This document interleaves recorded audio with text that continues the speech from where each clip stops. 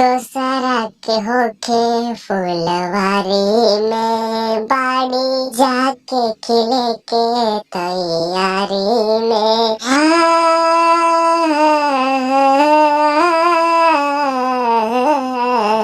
तोता दोसरा के होखे फुलवारी में बाड़ी जाके खिले के तैयारी में हम तड़प तड़प के भरतिया बानी हो। हम तड़प तड़प के भरतिया बानी हो।